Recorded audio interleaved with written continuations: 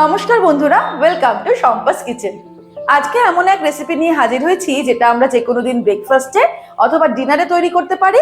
আর যেদিন আমাদের চাল খাওয়া বারণ থাকে, যেমন একাদশীর দিন বা যে কোনো উপোসের দিন, সেই দিনকেও এই রেসিপি আমরা তৈরি করতে পারি। এটা হলো ডালিয়ার খিচুড়ি।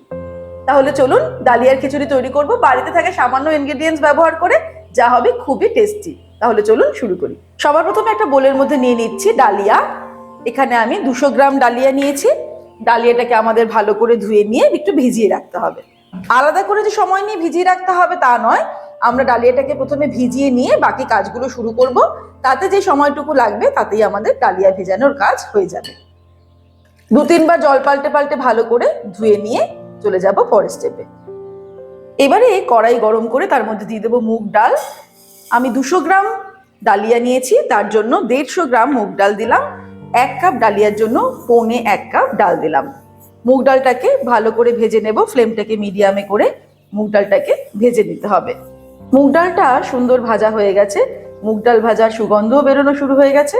এবারে আমি ওভেনটাকে অফ করে দেব আর এই ডালটা একটা পাত্রের মধ্যে নিয়ে ডালটাকে ধুয়ে নেব। এবারে ওভেন অন করে নেব। একটা বড় কড়াই নিয়ে নিয়েছি, এর মধ্যে দিয়ে দেবো সর্ষের তেল। এই রান্নাটা কিন্তু সর্ষের তেল বা সাদা তেল দুটোতেই রান্না করা যাবে। আমি সর্ষের তেলেই করছি। 3 টেবিল স্পুন মতো সর্ষের তেল দিলাম। তেলটা ভালো মতো গরম হয়ে গেলে ফ্লেমটাকে একদম লোতে করে দিয়ে দিচ্ছি তেজপাতা, দিয়ে দেবো 2 শুকনো লঙ্কা আর 5 ফোড়ন। 1/2 টিস্পুন 5 ফোড়ন দিয়ে দিলাম। ফোড়নটাকে 10 সেকেন্ড মতো ফ্রাই করব। ফ্লেমটাকে কিন্তু লোতেই রেখেছি। এবারে এর মধ্যে দিয়ে দেবো সবজি। হাতের সামনে মোটামুটি যা সবজি পাওয়া যাবে সেগুলোই দেওয়া যেতে পারে। দিয়ে দিচ্ছি একটা আলু, একটা গাজর ডুমো ডুমো করে কেটে নিয়েছি, আর দিয়ে দিচ্ছি ফুলকপি। একটা ফুলকপির অর্ধেকটা আমি এইভাবে কেটে নিয়েছি। ফুলকপিটা একটু বেশি পরিমাণেই দিয়েছি কারণ ফুলকপি খেতে সবাই ভালোবাসে। এবারে মিডিয়াম ফ্লেমে সবজিগুলোকে 3 থেকে 4 মিনিট ভেজে দেব।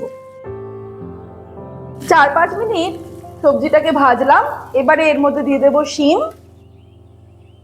এরকম যে সবজিগুলো সিদ্ধ হতে সময় লাগে সেই সবজিটা একটু আগে দিতে হবে, আর যে সবজি তাড়াতাড়ি সিদ্ধ হয়ে যায় সেগুলোকে পরে দিতে হবে। এইভাবে আমরা যে যে সবজি দেব সেটা যে কোনো সিজনাল সবজি হোক না কেন সেই অনুযায়ী অ্যাড করতে হবে। এবারে আরো 2-3 মিনিট এটাকে ফ্রাই করব।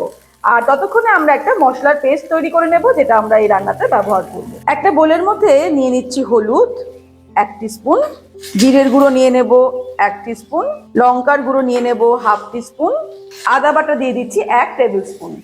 এবারে জল দিয়ে একটা পেস্ট তৈরি করে নেব, সেটাই আমরা রান্নাতে ব্যবহার করব। সবজিগুলোকে ভেজে নিয়েছি, এখন কিন্তু সবজিগুলো ভাজা কমপ্লিট। এবারে এর মধ্যে দিয়ে দেব তৈরি করে নেওয়া মশলার পেস্ট। এটাকে অল্প জল দিয়ে ধুয়ে সেই জলটাও দিয়ে দেব।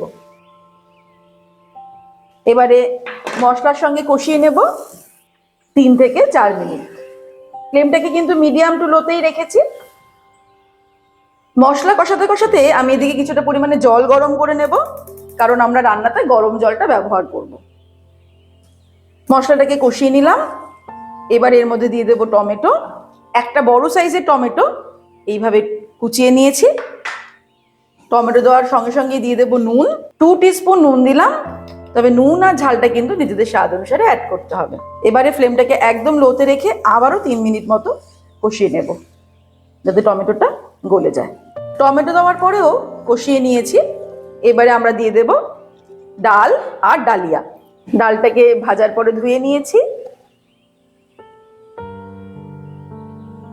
আর এইটুকু সময়ে এই ডালিয়াটা যেরকম ভিজেছে তাতেই কিন্তু হয়ে যাবে। জলটা ছেঁকে ছেঁকে পুরোটা দিয়ে দিতে হবে। এবারে ফ্লেমটা হাই করে কষিয়ে নেব 3 থেকে 4 মিনিট। সবজির পরিমাণটাও নিজেদের ইচ্ছে মতো দিতে হবে। যদি সবজি খেতে ভালো লাগে তাহলে আমার মতো বেশি সবজি দেবেন, আবার অনেকে সবজি খেতে পছন্দ করেন না, তারা কিন্তু সবজির পরিমাণটা একটু কমিয়ে দিতে পারেন। এই সময়ে দিয়ে দিচ্ছি কিছুটা পরিমাণে কড়াইশুঁটি। জলটাও কিন্তু এদিকে গরম হয়ে গেছে। এবারে জল অ্যাড করে দেব।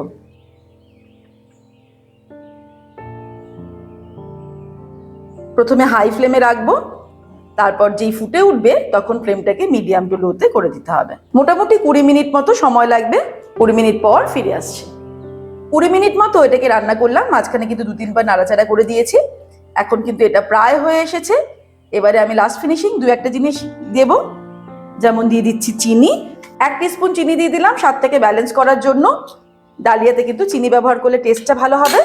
দিয়ে দেবো 1/2 টিস্পুন গরম মশলার গুঁড়ো, আর দিয়ে দেব 1 টেবিল স্পুন ঘি। ফ্লেমটাকে হাই করে দিয়ে সবকিছুকে একবার ভালো করে মিক্স করে নেব। এখন যেরকম পাতলা মনে হচ্ছে, এটা কিন্তু ঠান্ডা হওয়ার পরে বেশ খানিকটা ঘন হয়ে যাবে।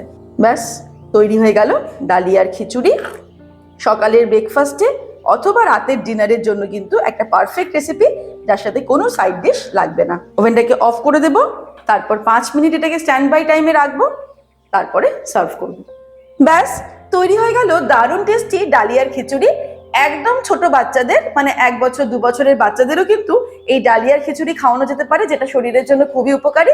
আর যে কোনো বয়সের মানুষের জন্য এটা খাওয়া যেতে পারে। আর যেটা প্রথমেই বলেছি, যে যেদিন উপোস করবেন সেদিন কিন্তু চাল না খেলে এই ডালিয়ার খিচুড়ি তৈরি করে সার্ভ করা যেতে পারে। আজকে রেসিপিটা ভালো লাগলে রেসিপিটাকে লাইক করতে আর শেয়ার করতে ভুলবেন না। আর এরকমই দারুণ দারুণ রেসিপির আপডেট পাওয়ার জন্য সম্পাস কিচেন চ্যানেলটিকে সাবস্ক্রাইব করে নিন। ভালো থাকবেন, সুস্থ থাকবেন।